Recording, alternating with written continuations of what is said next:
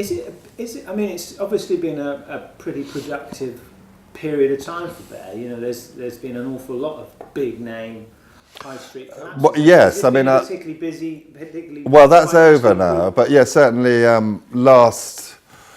when the high street went bust, from sort of 2007 through to about 2013, you've seen a massive clear out on the high street. And then, which I was not involved in more recently, you've had the supermarkets collapsing.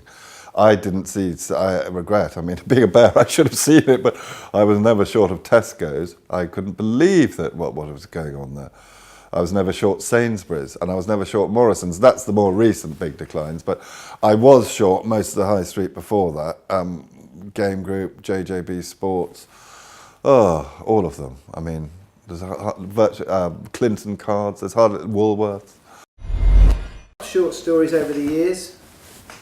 Best and worst investments? Well, worst investments, Ray Marine, I've touched on before, and the other, probably in terms of financially, the most I ever lost was on Regis, the office people. And just a little tip, at the time that you lose money, I was younger then and perhaps more naive, is if you know that you're right, but you're wrong. You know you're right and you're wrong. It's scary. I mean, it happened with Ray Marine. There's nothing I can do about it. I am still sure that Regis was within minutes, if not hours, of bankruptcy, and I pressed the position and I lost a lot of money. And it taught me a big lesson that you can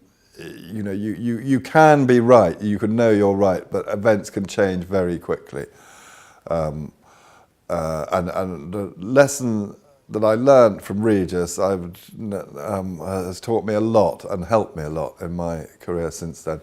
To give you an example, I was short of Thomas Cook because Thomas Cook were very, very close to bankruptcy. And I believe they would have gone bankrupt had the climate been slightly different. But Cameron stood up in the House of Commons and said, well, I don't want an old name like Thomas Cook going bust. The banks, which are, let's face it, owned by us now, gave it a period of grace. And the shares, I was short at something like 18 pence, Thomas Cook. I closed them at sort of 24, 25 pence. So I lost a bit of money, but I could then see, thanks to the Regis experience, I could see things are changing now. This is a bus company, but it's been given a period of grace and it could trade its way out of this. And if it does trade its way out of it, the share price could be multiples higher. I didn't have the guts to buy the shares. I know a lot of people who did, and good luck to them because they went from, I think they hit a low, Thomas Cook, about 13 pence, and they went to about 160, 170. And it was my experience with Regis that taught me then not to dig in and think, I'm right, everyone else is wrong, this country is clearly bust. You can look at its bank covenants, you can look at any financial statement will tell you it's bust. Because although it might have been technically bust, political and other considerations were there that allowed it to trade its way out of it and gave it a lifeline that probably in any other normal climate, it would have gone and bust and nobody would have really cared about it. But because of its name and its history and the fact that we were right in the middle of very, very dark times on the high street, it was just yet another high street presence to be taken away. It was saved. And look what's happened to the share price. And the people who spotted that and bought the shares, very clever of them. And the bears, like me, were absolutely wrong on it. And luckily, I took my loss on it, but not anything much as if I just left it open. It would, I would have absolutely killed me if I'd left it open and being short at 18p. What about gains? What about good days? Oh, good days. Well, yesterday wasn't a bad day in Afron, I suppose. But it's further to go in Afron, I think. I've had a number of good days. I mean, funnily enough, when I'm short of companies that say they're busts, quite often I have some pretty jittery times because hedge funds have a funny habit of coming in and swooping in and buying stakes in companies just before they go bust. And of course then the retail thinks, oh, so-and-so's come in and buys the company and the share price shoots up. I mean, I was short of Leeds United, for instance, at 6p, which was great because they went bust, and I bought the stock back very easily from Leeds City Council that owned a great slug of it. But talking, that was the thing that went well. I mean, but by the way of that, there was an article in The Sun saying that some Arab sheikh was going to buy Leeds, and I was short at 3p.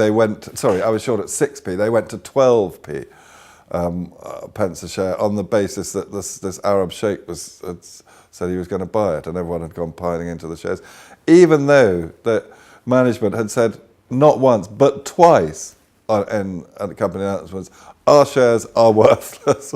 They actually used the word not little or no value they used. It's about the only time I've heard that. And then when people ignored it, they had to say it a second time. And then you had this sheikh story. So I had a nervous time, but that ended very happily because I was vindicated on that. JJB Sports. It's always nice to be right when everyone vilifies you for being wrong. I mean, another one, Connaught, I would say. I was pleased about Connaught because everybody gave me a hard time and said I didn't understand anything about what I was talking about. That it's nice when you've got a lot of institutions saying that you're just talking rubbish and you prove to be right. You talked about Ray Marine being one of the shorts you got seriously wrong. Yeah, would you say?